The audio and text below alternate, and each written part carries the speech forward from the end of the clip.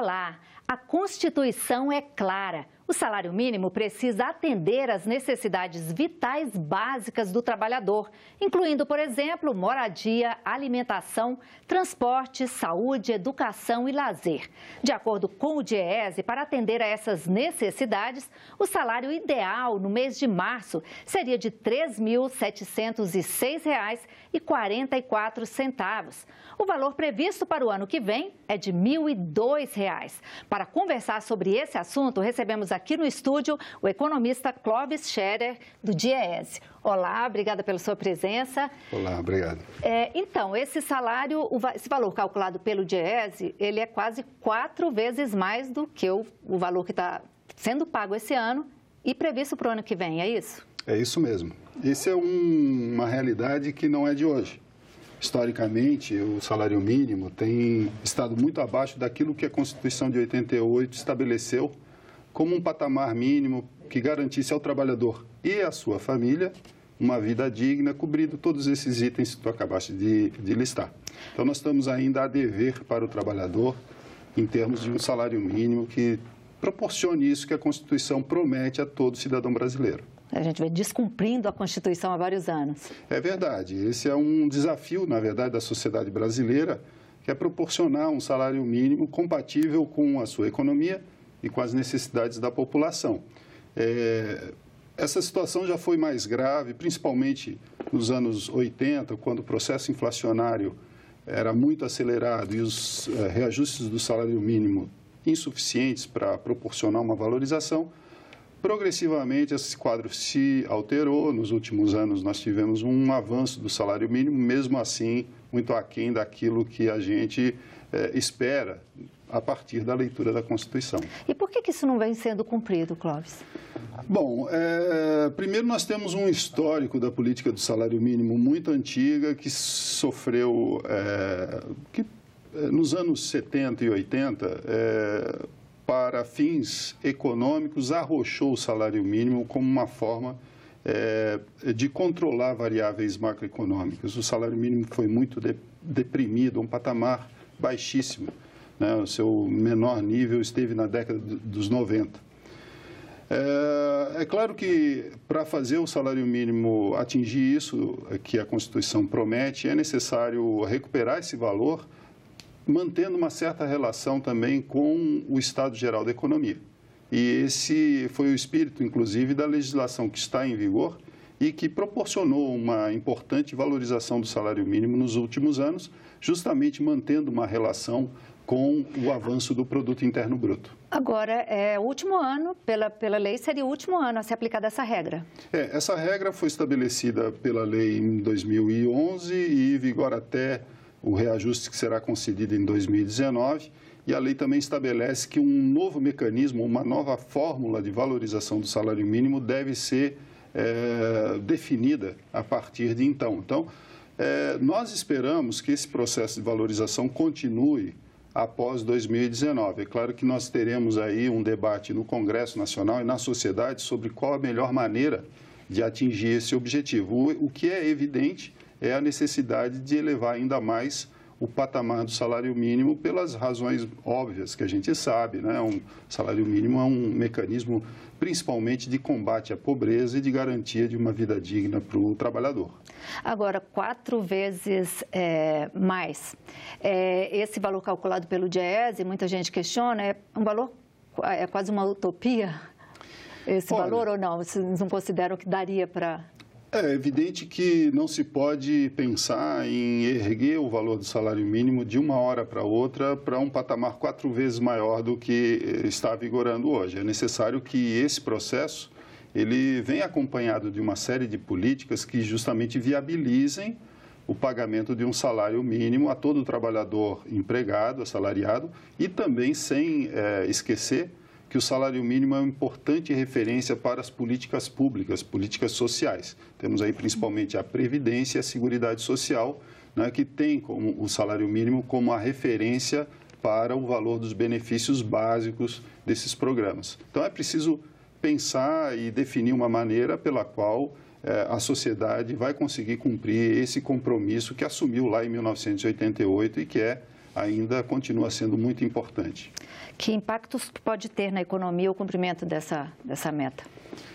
Bom, essa meta, por um lado, a gente tem que pensar que o salário mínimo ele é um sustentáculo do consumo interno. Na medida em que o salário mínimo tem um valor majorado em termos reais, ele injeta na economia, através do consumo das famílias mais pobres, um poder de compra adicional. Então, a gente tem que olhar o lado positivo do salário mínimo como uma fonte de estímulo para a economia crescer através da demanda justamente da população que tem a renda mais baixa ou que está referenciada ao salário mínimo. Um outro efeito positivo que o próprio salário mínimo traz é que ele difunde na economia não só entre os assalariados, entre os trabalhadores com carteira, um padrão de remuneração mais elevado. Então, com isso, o salário mínimo também interfere melhorando a nossa distribuição de renda e a gente sabe que as economias crescem mais quando a renda é melhor distribuída do que quando ela é muito desigualmente distribuída ou muito concentrada. É claro que muitos analistas falam no impacto fiscal do salário mínimo. Majorando o salário mínimo, você vai ter um impacto nas contas públicas. Mas, por outro lado, também, quando o trabalhador gasta, paga pelos produtos que consome, utilizando o seu salário mínimo, ele está gerando arrecadação de impostos. É preciso balancear esses dois lados da equação. Certo. Clóvis, eu vou te interromper um pouquinho. Eu fui para a rua, eu conversei com alguns trabalhadores, conversei com um economista também, e a gente vai interromper um pouco para ver uma reportagem sobre esse assunto e a gente continua daqui a pouco. Como dissemos no início do programa, o salário mínimo para o ano que vem deve ser de R$ 1.002. O valor está previsto na Lei de Diretrizes Orçamentárias, que já chegou ao Congresso e foi encaminhada para análise da Comissão Mista de Orçamento. Hoje, o valor do salário mínimo, que serve de referência para 45 milhões de brasileiros, é de R$ 954.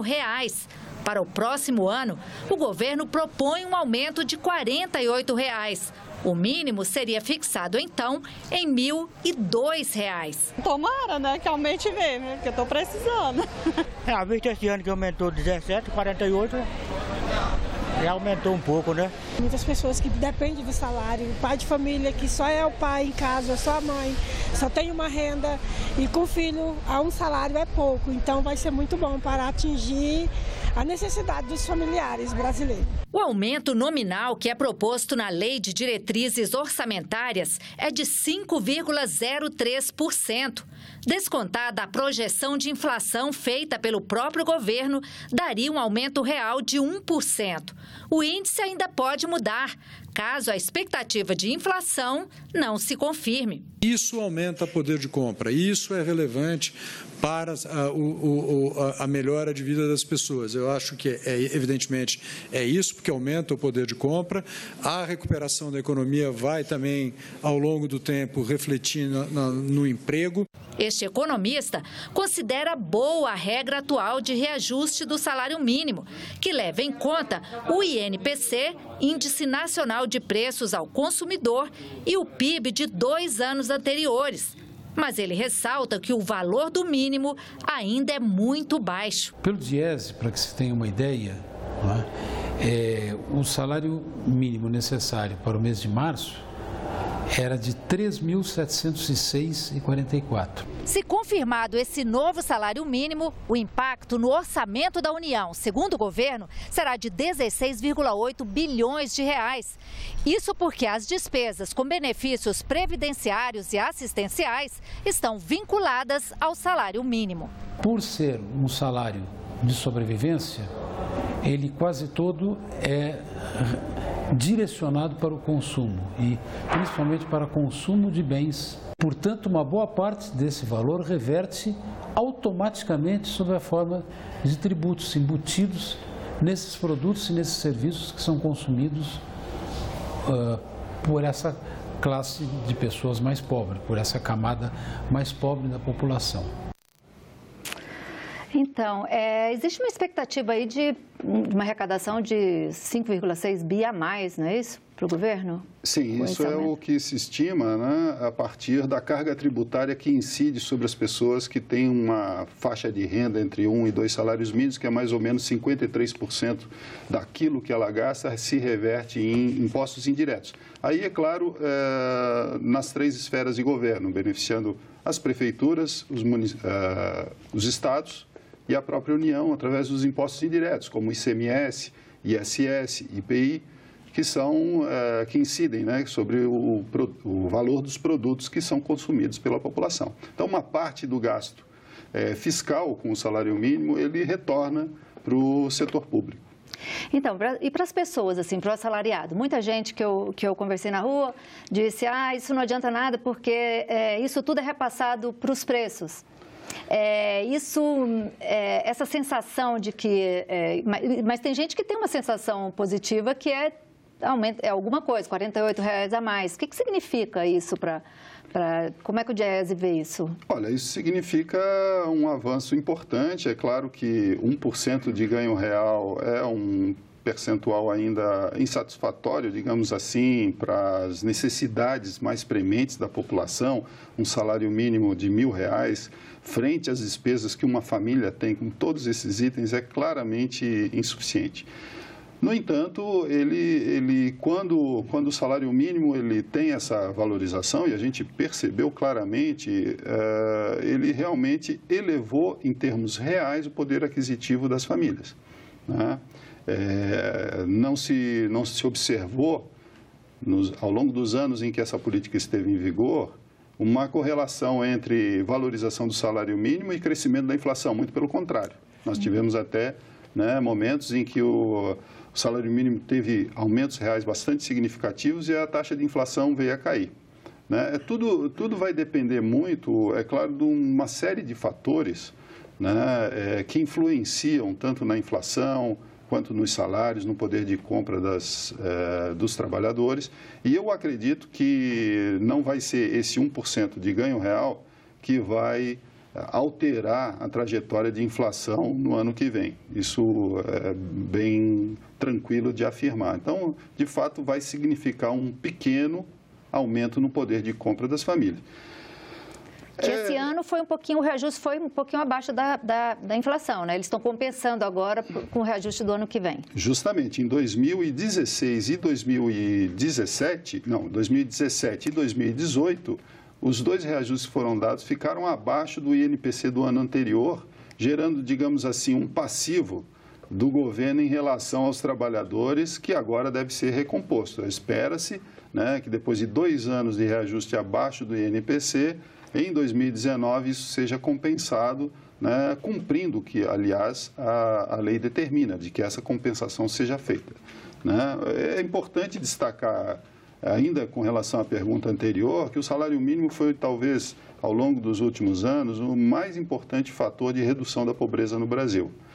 Além do Bolsa Família, mas o salário mínimo, vinculado, inclusive, aos benefícios previdenciários e assistenciais, foi um importante fator na redução da proporção de pobres no Brasil e de miseráveis, porque, de fato, ele se destina a uma parcela da população que está vulnerável à pobreza e à miséria. Então, ele é fundamental que ele tenha seu valor não apenas preservado, mas, inclusive, majorado para acabar de vez com a pobreza no país.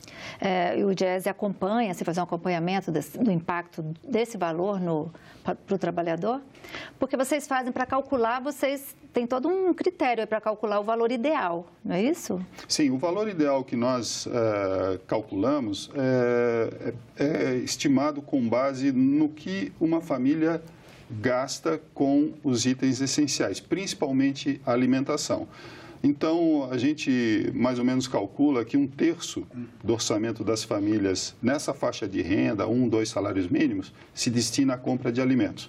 Então, acompanhando o valor dos alimentos, o preço dos produtos que essas famílias adquirem todos os meses, a gente vai tendo condições de estimar qual seria o salário mínimo necessário para não apenas garantir a alimentação da família, mas todos os outros itens que a Constituição estabelece. Então, isso é feito mensalmente, né? Nós fazemos isso já há muitos e muitos anos, temos, portanto, todos os dados dessa trajetória do valor ideal do salário mínimo no Brasil e podendo comparar com o valor efetivamente pago ao trabalhador. Com relação à cesta básica, de todas as capitais, né? Vocês tomam como base o valor mais alto? Isso, nós pesquisamos o valor da cesta básica em 18 capitais, né? E sempre definimos o valor mais alto como aquele valor que serve de referência para se estimar qual seria o salário mínimo necessário. Isso porque é o valor mais alto? Justamente porque o governo, aliás, a Constituição determina que esse salário mínimo seja nacional e unificado. Portanto, ele tem que ser suficiente para garantir uma vida digna naquela capital que tem um custo mais elevado. Portanto, nós pegamos o custo da cesta básica mais alto para justamente corresponder àquilo que a Constituição determina. E isso para uma família com 2 filhos, não é isso? A família padrão no Brasil ainda né, 2 adultos, duas crianças, 2 dependentes, né? Então, é o orçamento familiar que a gente toma como referência e a cesta básica para 4 pessoas corresponde a mais ou menos 1/3 do valor do salário mínimo. Quantas cestas básicas dá para comprar com o salário mínimo de hoje? Hoje, o salário mínimo compra 2,4, mais ou menos, cestas básicas na capital mais cara. Tá? É um patamar até que, em janeiro de 2018, né? É um patamar relativamente elevado, né? Nós já tivemos situações em que a cesta básica até era mais cara do que o salário mínimo na década de 80, né? Atualmente, ele já consegue comprar mais do que 2 cestas básicas. Mesmo assim, isso revela a insuficiência do salário mínimo, né? Porque, enfim, estamos falando de uma cesta bastante restrita de produtos de primeira necessidade.